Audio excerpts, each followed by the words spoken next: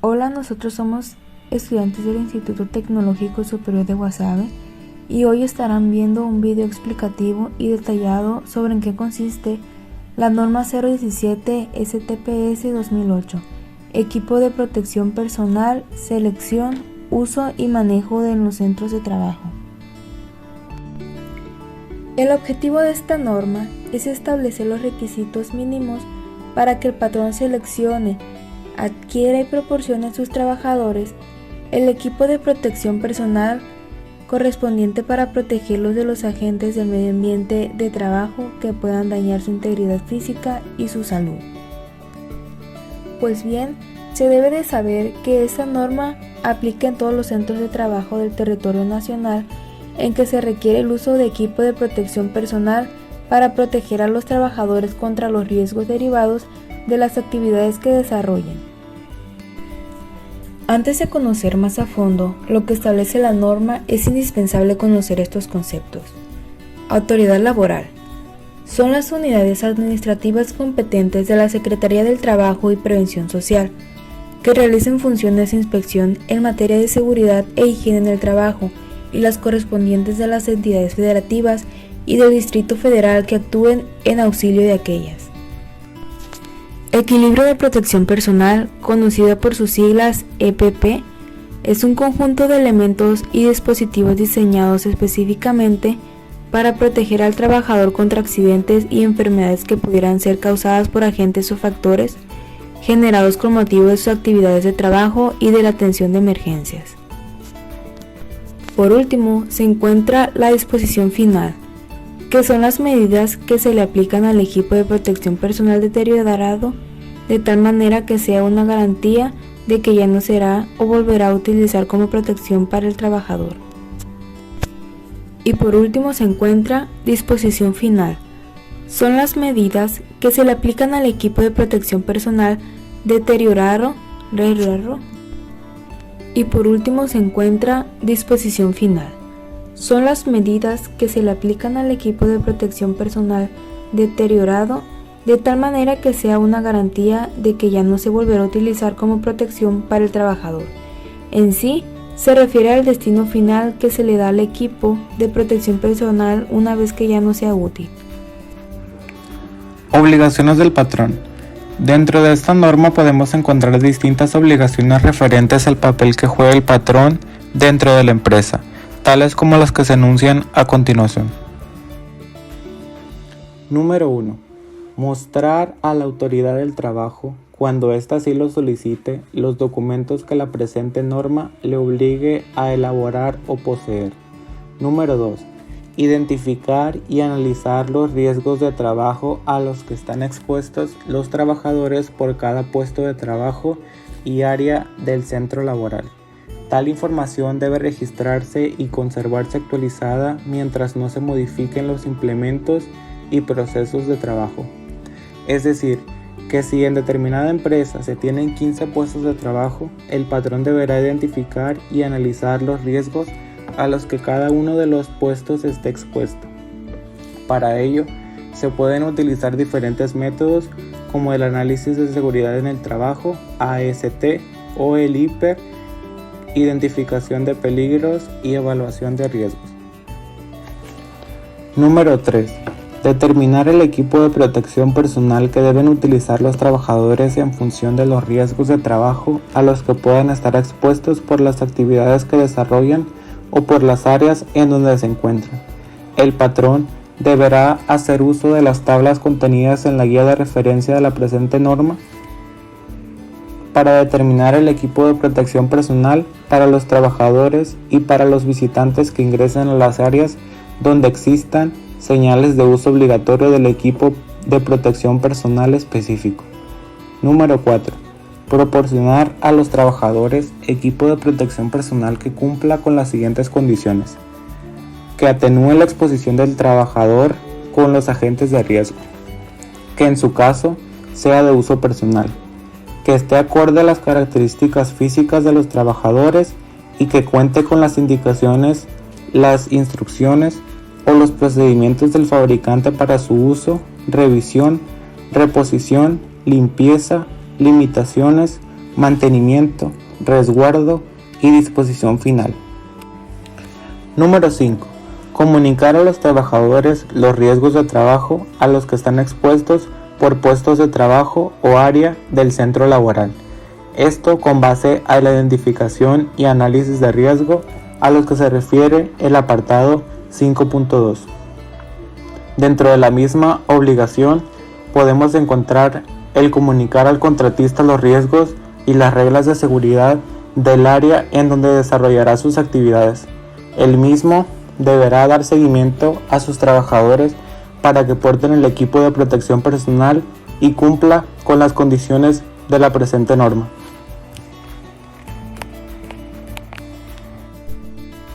Proporcionar a los trabajadores la capacitación y adiestramiento para el uso, revisión, reposición, limpieza, limitaciones, mantenimiento, resguardo y disposición final del equipo de protección personal, con base en las indicaciones, instrucciones o procedimientos que elabore el fabricante de tal equipo de protección personal.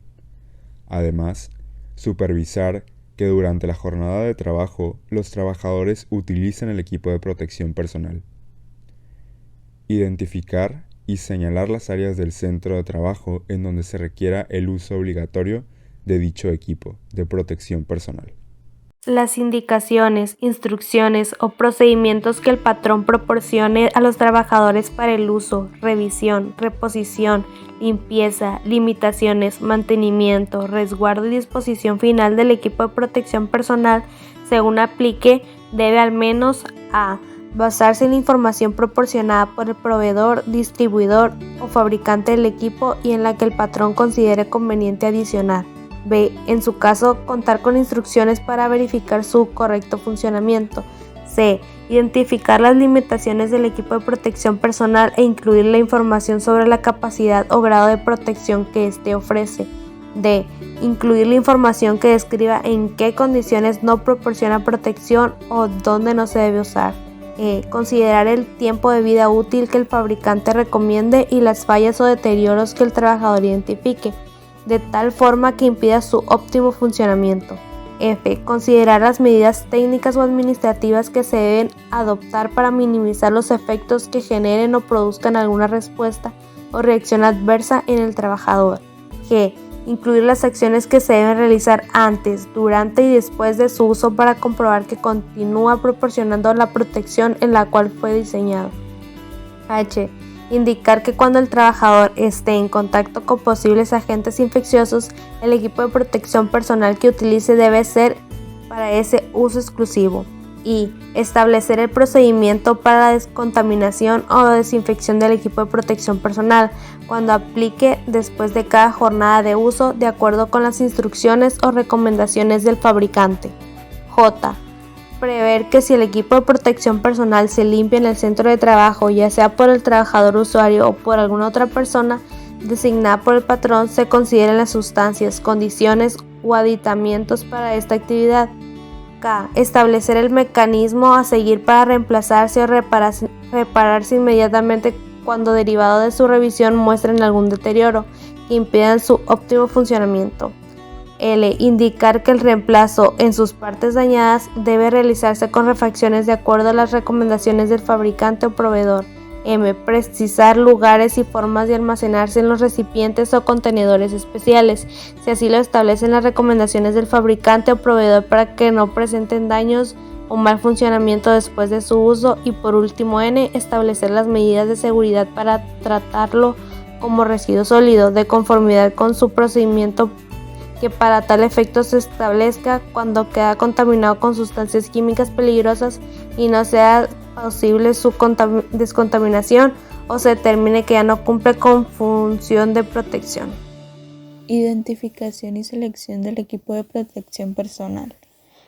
Con base en la actividad que desarrolle cada trabajador en función de su puesto de trabajo, se podrá seleccionar el equipo de protección personal para la región anatómica del cuerpo expuesta y la protección que se requiere dar.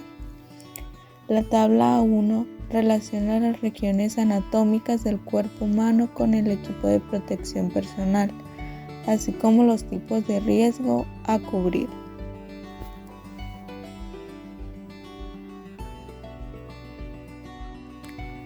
En la tabla A1 nos habla de la determinación del equipo de protección personal.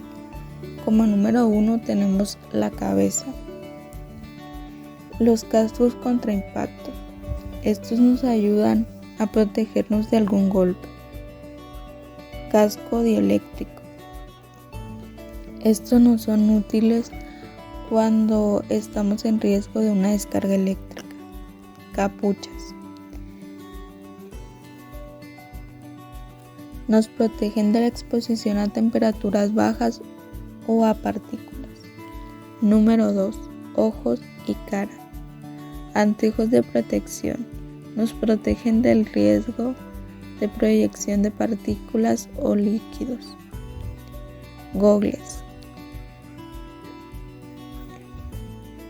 Nos sirven cuando estamos en riesgo de exposición a vapores o humos. Pantalla facial. Se utiliza cuando se expone a la proyección de partículas. Careta para soldador. Específicamente se utiliza para procesos de soldadura eléctrica. Gafas para soldador. Estas son utilizadas con soldadura autógena. Número 3. Oídos. Tapones auditivos. Nos ayudan a protegernos contra el riesgo de un ruido. Conchas acústicas. Estas también nos ayudan a protegernos contra los ruidos. Número 4. Aparato respiratorio. Respirador contra partículas. Este nos protege contra los polvos o partículas en el medio ambiente laboral. Respirador contra gases y vapores. Nos protege contra los gases y vapores. Mascarilla desechable. Es una mascarilla sencilla de protección contra polvos. Equipo de respiración autónomo. Se utiliza cuando el trabajador entra a espacios confinados.